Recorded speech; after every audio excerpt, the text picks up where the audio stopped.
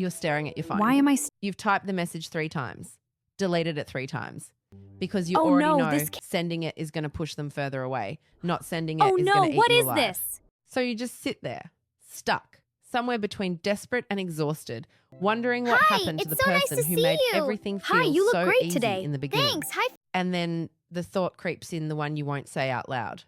Is it me? Am I too much? Am I the problem here? Here's what the internet will tell you. Calm down. Need less. Stop being so intense. And here's what I'm going to tell you. That's the most damaging advice anyone in your situation could ever receive. Because the anxiety isn't the problem. The chasing isn't the problem. You are not the problem. What's actually happening in your relationship runs a lot deeper than that. It has a name. It has a science. And once you understand it, really understand it, everything shifts. Not just how you see them, how you see yourself. Truth 1, avoidant attachment is not a personality type. It's a survival strategy. Here's what most people think avoidant means. Cold, selfish, emotionally unavailable, commitment phobic. Someone who just doesn't want to be close. That's not what it is. Avoidant attachment develops in childhood when a person learns through repeated experience, not conscious choice, that expressing emotional need leads to discomfort, dismissal, or withdrawal from the people they depended on. So they adapted. They learnt to suppress those needs. To be self-sufficient, to keep emotional distance as a form of protection, because closeness for them carried a cost. They didn't decide to be this way. A child built this strategy because they needed one. And that child grew up, got into relationships, and brought the strategy with them running on autopilot without ever choosing to activate it. Here's what that means for you. You are not dealing with someone who refuses to love. You are dealing with someone whose nervous system was trained to treat closeness as a threat. That's not the same thing. And treating it like the same thing is why most of these relationships fail before they ever have a real chance. Truth 2, you didn't fall for them by accident. This is the part that makes people uncomfortable. So let's just say it plainly. The reason anxious and avoidant people keep finding each other across different cities, different decades, different versions of themselves is not bad luck.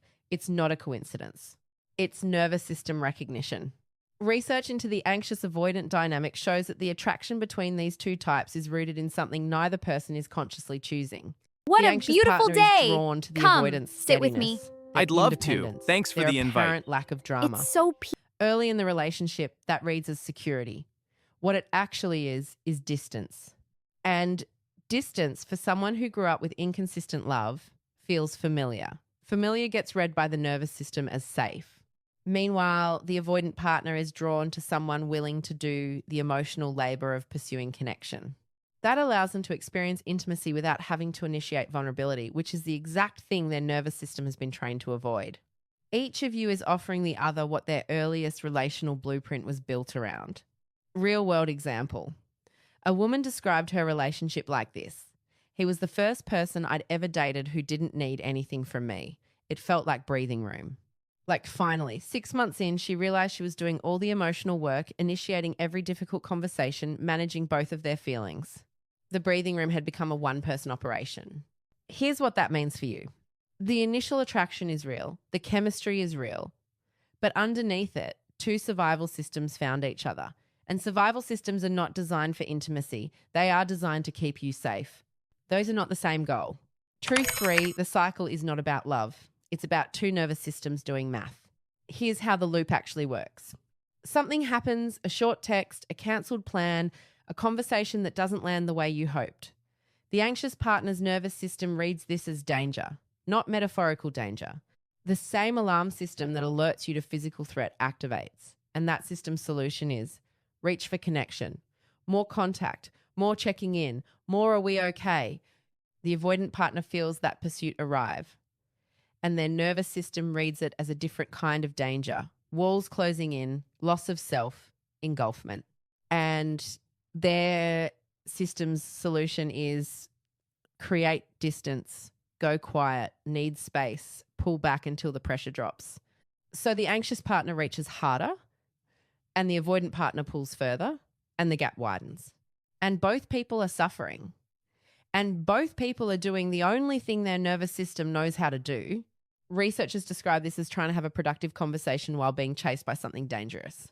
The part of the brain responsible for empathy, perspective taking, and problem solving is offline when the nervous system is disactivated, which means the conversations that happen in the worst moments of this cycle, the ones where everything feels urgent and raw, are being attempted by two people who are neurologically incapable of having them successfully in that state.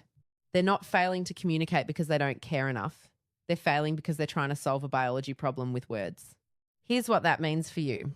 The cycle is not proof that the relationship is broken. It is proof that two nervous systems have never been shown how to regulate together instead of against each other. That's a different problem.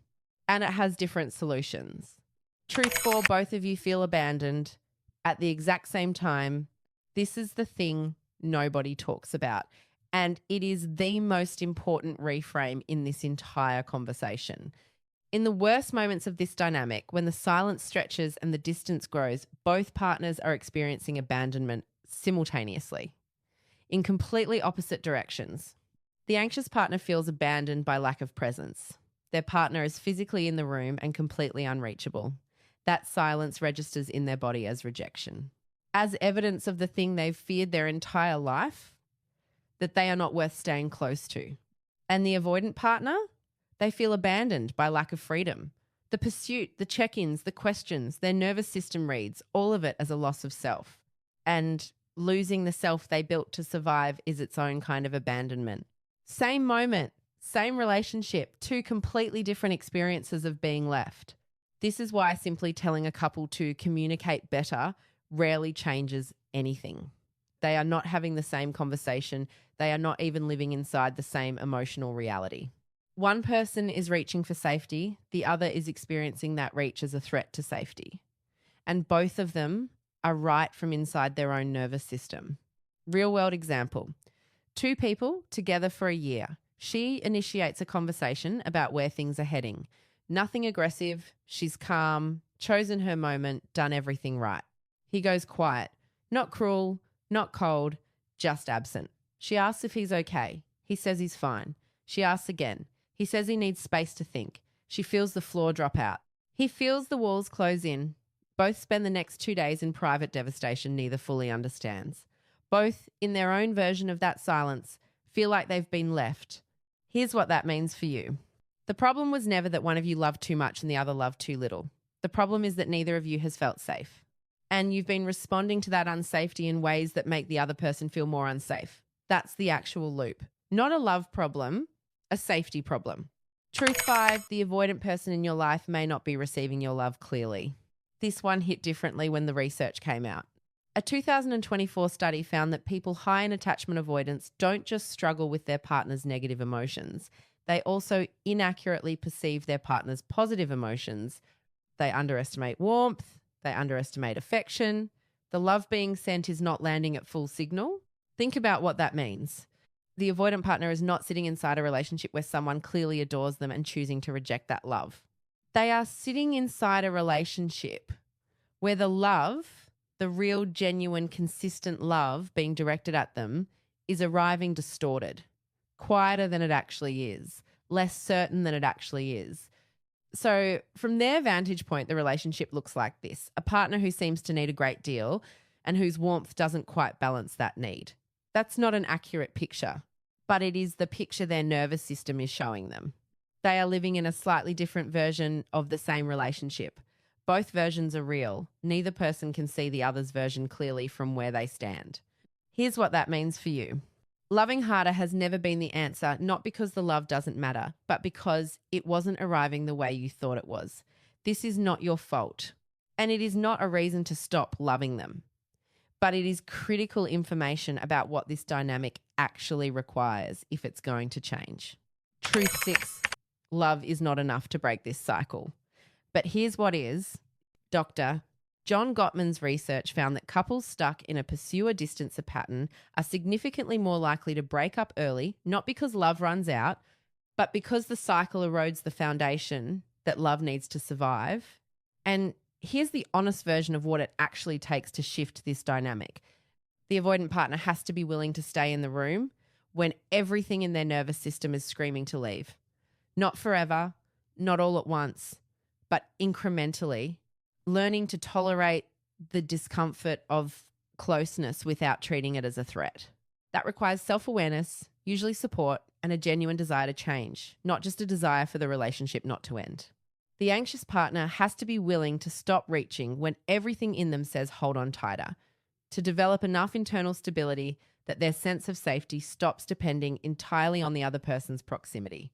That's not easy, but it is learnable.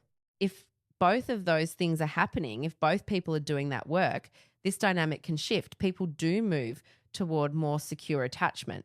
The nervous system is not a life sentence, but if only one person is reading the books, going to therapy, and trying to communicate better, that imbalance is its own answer. Clinical psychologist Dr. Lindsay Gibson said it plainly. If you've been having the same argument for years and no growth is happening, that's not a communication problem. That's a fundamental question about willingness. Here's what that means for you. The question was never whether you love each other. That was never really in doubt.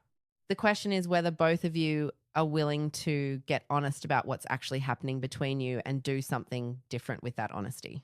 Here's what every one of these truths has in common. None of them are about fault. All of them are about pattern. Because the only way out of a pattern is to first see it clearly, not through the lens of who hurt who or who needs to change, but as something that belongs to both of you equally. A dynamic you built together without knowing you were building it. The couples who make it through this aren't the ones who love each other most. They're the ones who got honest about what was actually happening between them and decided to do something about it together. Real world moment. There's a moment that happens in almost all of these relationships. The anxious partner, exhausted and empty, finally stops chasing, not as a strategy. Just because they have nothing left, and the avoidant partner who has been pulling away for months suddenly appears, calls, texts, shows up, it doesn't mean they've changed, but it tells you something true. They were never indifferent. They were overwhelmed. And that's the difference between someone who doesn't want you and someone who doesn't yet know how to want you without losing themselves. What you do with that difference is one of the most important decisions you'll make in your relationship. If this hits somewhere real, drop it in the comments. Even just I've been in this. You'd be surprised how many people are reading those comments and feeling less alone because of 3 words. Subscribe for more content that tells you what's actually happening in your relationships, not what sounds nice, but what's true. Because understanding the loop is the first step to getting out of it.